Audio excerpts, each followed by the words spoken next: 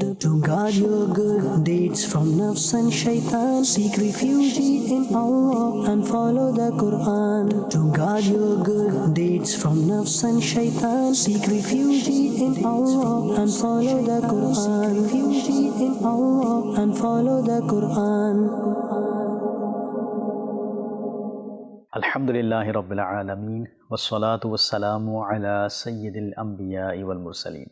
Amma ba'd, fa'a'udhu billahi minash shaitanir rajim. Bismillahir Rahmanir Rahim. As-salatu wassalamu alayka ya Rasulallah wa ala alika wa ashabika ya Habiballah. As-salatu wassalamu alayka ya Nabiyallah wa ala alika wa ashabika ya Nurallah. My dear viewers of Madani Channel, Assalamu alaikum wa rahmatullahi wa barakatuh. We welcome you to the program, The Protection of Good Deeds. In our previous episode, we discussed unending desires which devour good deeds. We also heard that unending desires are the weapons of shaitan through which he misguides people. In that episode, we listened to a narrative about a king who relied upon unending desires and finally met his death. At the end of the episode, we briefly discussed about the disadvantages of unending desires and how can we cure them. Today, insha'Allahul Kareem, we're going to hear about a sin that destroys good deeds and learn about what the Holy Quran and a hadith say in this regard. First, let's listen to the excellence of durood. The father of Ala Hazrat, Maulana Mufti Naqi Ali Khan Rahmatullahi alayhi states, one durood is better than the world and whatever it contains and is sufficient for both worlds. Its reward is more than the worship of 1,000 years, and its status is higher than most of the bodily, monetary, and verbal worship. And this benevolence and bestowal upon this ummah is because of the Holy Prophet sallallahu alaihi wasallam. Otherwise, we are not worthy of this bestowal and do not deserve this honor. Allahu Akbar. What an amazing blessing of reciting one durood upon the beloved Prophet sallallahu alaihi wasallam. Sallu ala al-Habib sallallahu ala Muhammad sallallahu alaihi wasallam. My dear viewers of Madani Channel, today we're going to hear about the sin that destroys good deeds, and that is oppression. Oppression is such a horrific sin which is connected with the rights of people and also contains disobedience to Allah Almighty. Amongst apparent sins, this is a major sin which destroys good deeds of a person. The destruction of oppression is stated in a hadith. The Holy Prophet ﷺ said,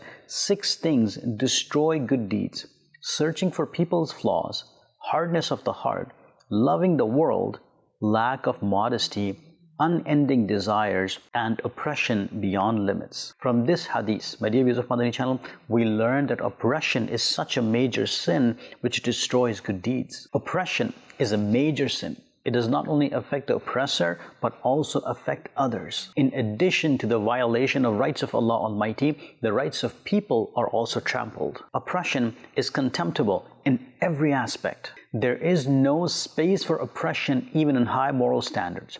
It is considered extremely bad, and in Sharia it is a major sin. Oppression is such an evil action which includes many other sins. What is oppression? Before we discuss oppression, let's understand what oppression is and what things are listed under oppression. After that, we'll hear about the condemnation of oppression and its consequences. My dear viewers of Madani Channel, Allama Sharif Jurjani Rahmatullahi alayh describes the meaning of zulm, oppression, in his book At-Tarifat and writes, putting something in a place other than its place. It means depriving something of its right. For instance, consider the right of a book. It deserves a proper place where its dignity and respect are upheld. Placing it on the ground disregards these rights and can be likened to oppress it. This was the literal meaning of zulm, oppression.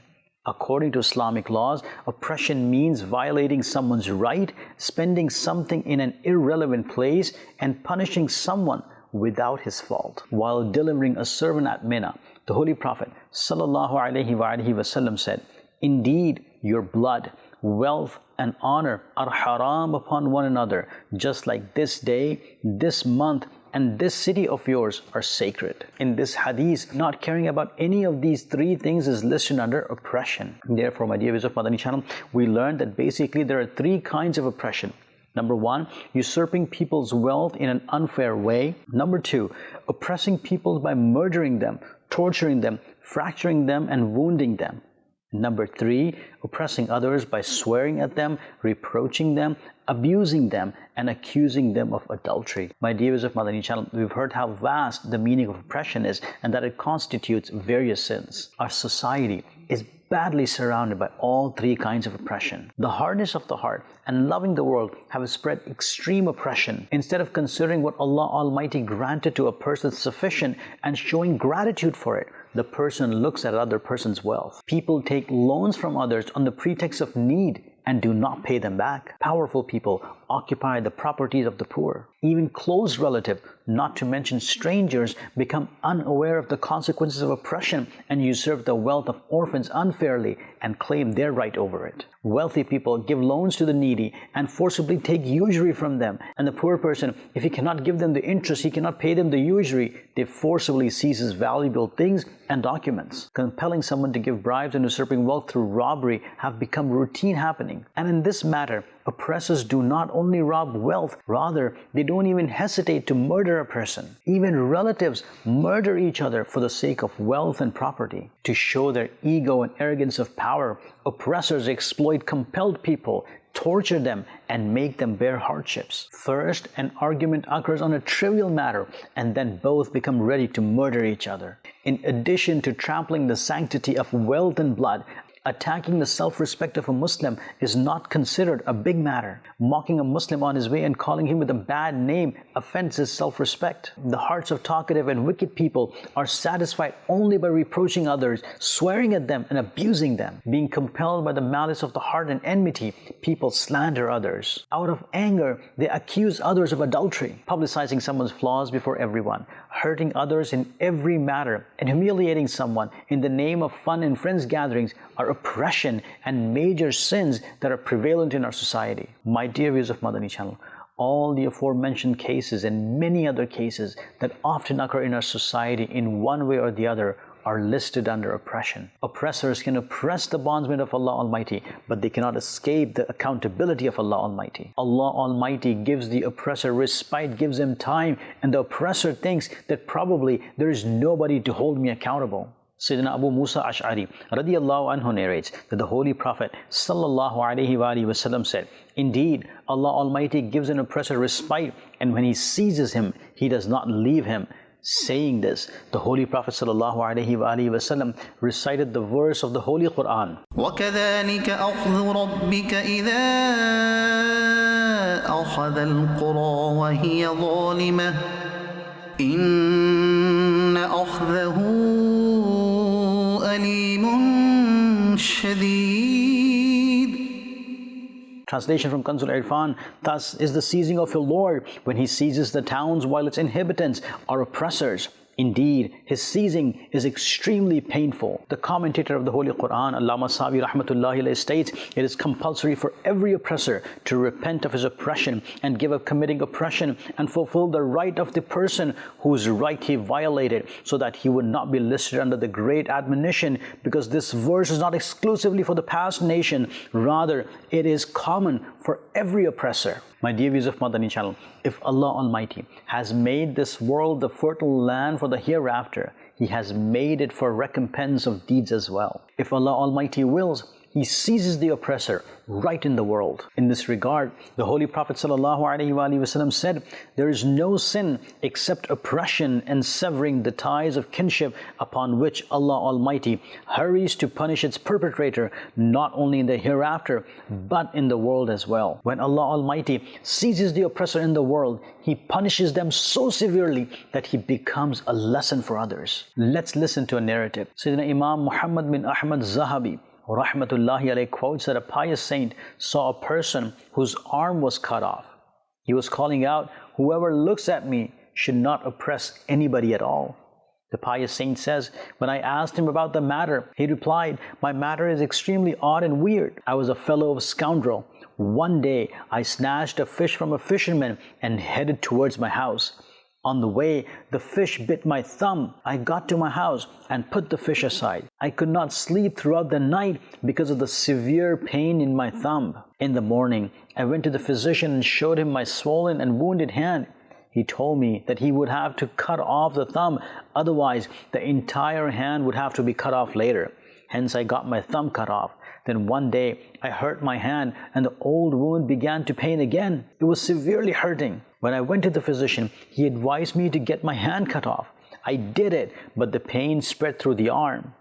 I was in extreme pain. I was not feeling easy at any time. Hence, I had to have my hand cut off to the elbow and then up to the shoulder. Some people asked me about the reason for the pain, so I related the incident of the fish to them. They said, had you gone to the fisherman and apologized to him on the initial stage and conciliated with him, probably you would not have had to get these limbs cut off. It's not too late now. Go to that person and conciliate with him before this pain spreads throughout your body. I found the fisherman with a lot of difficulty and fell at his feet to apologize to him. Being astonished, he asked, "Who are you?" I replied, "I'm the person who snatched the fish from you." Then I related all the details to him. So he also wept and said, "My brother, I have forgiven you."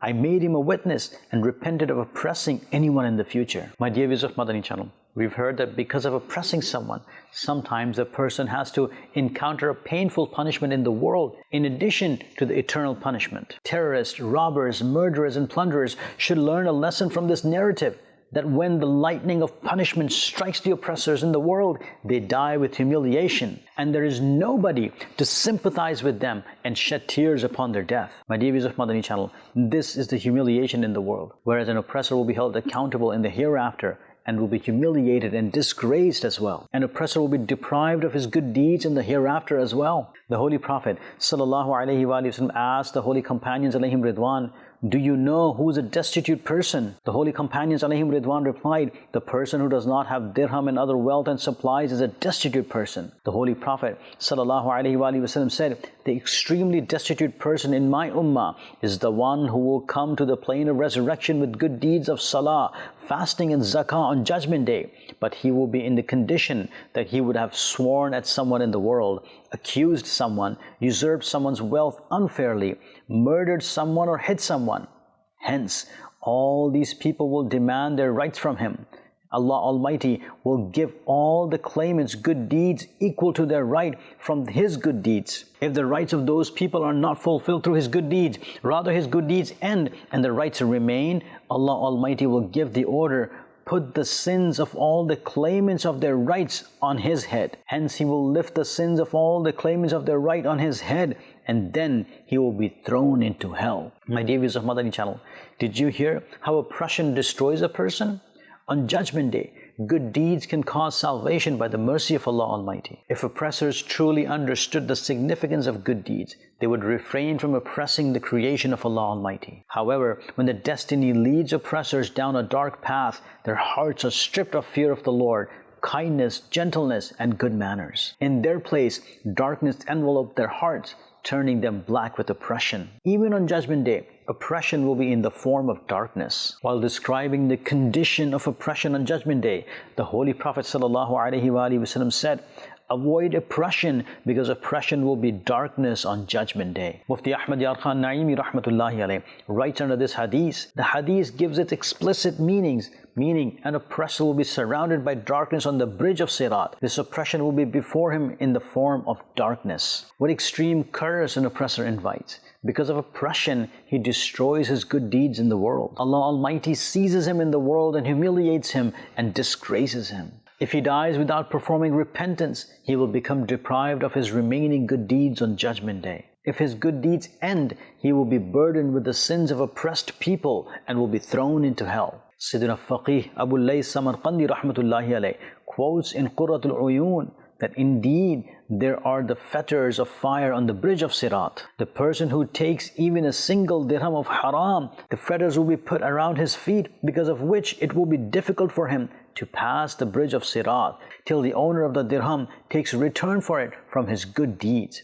If the oppressor does not have good deeds, he will be burdened with the owner's sin and will be thrown into hell. My dear viewers of Madani Channel, you've heard how deprived the oppressor is. In addition to destroying his good deeds, not only this, rather an oppressor is surrounded by moral inferiority as well. Maybe people in the society respect an oppressor because of his power and fear, but nobody respects him from their heart. People pray against an oppressor and seek refuge with Allah Almighty from him. Sayyidina Hussein Rahmatullahi Alayhi states, I heard Sayyidina Mun'i rahmatullahi alayhi saying, a businessman passed by the tax collectors, so they stopped his ship. The businessman went to Sayyidina Malik bin Dinar rahmatullahi alayhi and related the incident. Hence he rahmatullahi alayhi headed towards the tax collectors with him. When they saw him coming, they said, "O Abu Yahya, why did you bother to come? If you wanted something, you should have sent a message." He rahmatullahi alayhi said, "Just leave his ship."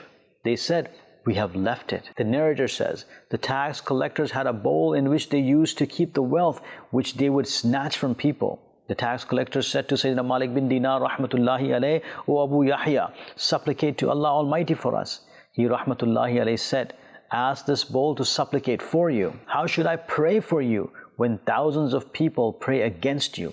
Do you think that the supplication of one person will be answered and the supplication of thousands of people against you will not be answered?" My dear viewers of Madani Channel, from this narration, we learn that Allah Almighty does not answer the supplication of an oppressor, because there's a supplication of the oppressed person whom the oppressor has hurt against his supplication. The Holy Prophet sallallahu alaihi wasallam said, "Beware of the supplication of an oppressed person against you, because he asks Allah Almighty for his right, and Allah Almighty does not refuse to give a deserving person his right." My dear viewers of Madani Channel, in the light of these verses, we learn that an oppressor is completely in loss. It is not wise to ruin one's hereafter out of love for the world and its temporary pleasures. The issue of oppression extends beyond mere repentance to Allah Almighty for forgiveness. It involves disobedience to Allah Almighty and the infringement upon the rights of others. Allah Almighty does not grant forgiveness to an oppressor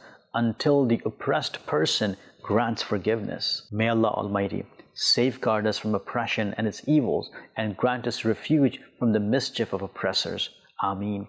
Bijahin Nabil Kareem sallallahu alayhi wa alihi wa sallam. Sallu ala al-Habib sallallahu ala Muhammad sallallahu alayhi wa alihi wa sallam. To guard your good deeds from nafs and shaitan, seek refuge in Allah and follow the Quran. To guard your good deeds from nafs and shaitan, seek refuge in Allah and follow the Quran. Refuge in Allah and follow the Quran.